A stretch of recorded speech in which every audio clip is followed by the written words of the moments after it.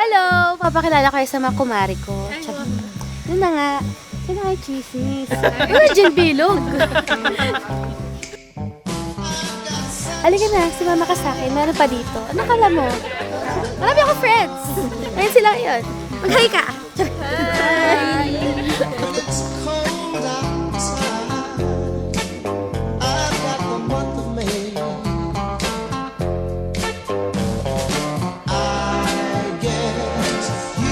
Lagi siyang mapagbigay, hinahayaan na lang ako, mahaba yung pasensya.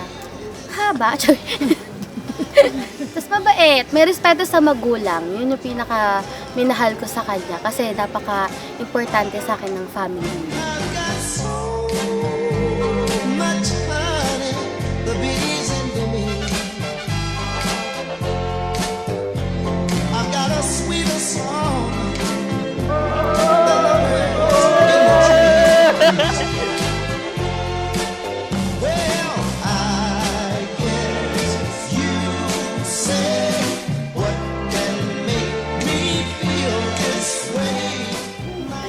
Tingin mo dyan. See you later. Baka magbago pa isip mo, lugi ka pa sa akin. Kita mo to, face card to. Hindi ka na lugi dito, ito yung binigay sa'yo ni Lord. Yun lang, I love you. See you later. The Bible declares 2 is better than 1 because they have a good return for their labor. So whatever that you are going to decide now that you are going and entering to a marriage relationship, ano man ang desisyon, ano man ang inyong gagawin, laging pag-uusapan because it's what is a partnership between husband and wife.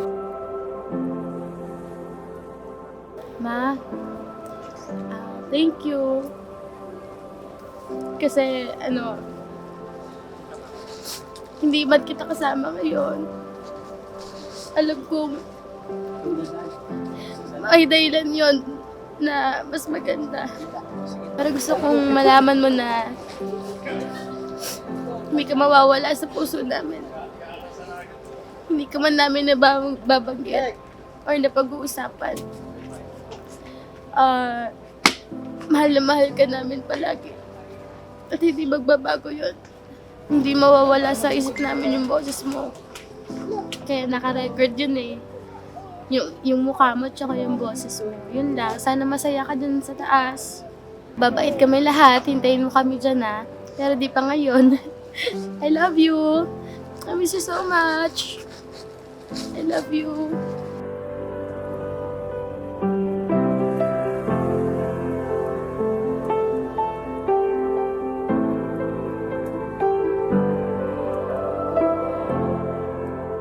Krisha is napakabait na tao.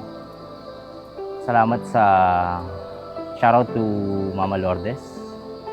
In heaven, rest in peace. Thank you din po kay Papa na nagpalaki po kay Krisha. Napakabait po.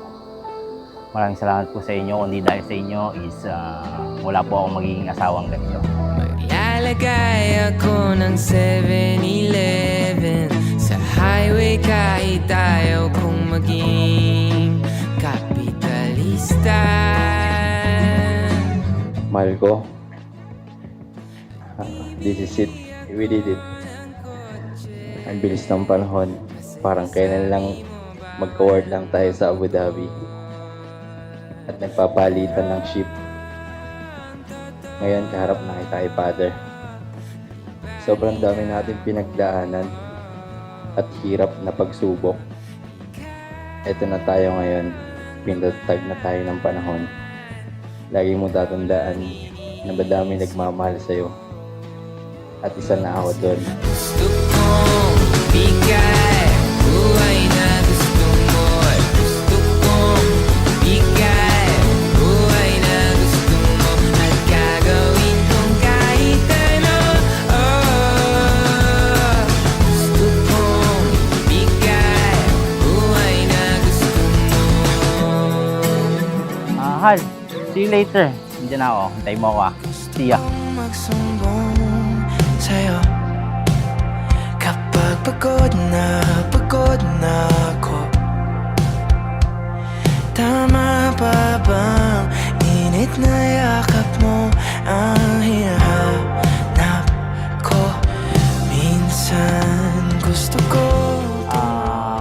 Nagkatrabaho kami sa Abu Dhabi and napalipat ako sa workplace niya, same company. And then concierge ako and then concierge din siya. Alam niyo yung sa CR, yung kulay pula. So, sobrang curiosity niya, hinila niya yon. Tapos dumating yung civil defense, yung mga police. So, nilipat siya ng side. Eh, nagkataon na break reliever ako at nag-stop na siyang mag-yosi nun.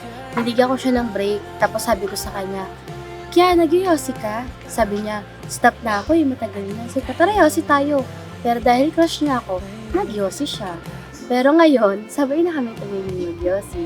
Tapos yun, wala nang ligaw-ligaw. Sinama ko na lang kasi mahal yung rent eh. Pa, kung napapanood mo to, huwag ka na magalit, wala ka na magagawa, andito na ako eh. Ang kamong ginabot, tanaw, hindi na. Sa dami ng sugat ng kamay at daliling niyakap, sa'yo lang di napapasma, perfecto ako na. Kahit hindi na kita nakikita, kahit lumipas pa nila na ikala, kahit nagbago na hinahanap ng iyong mga mata.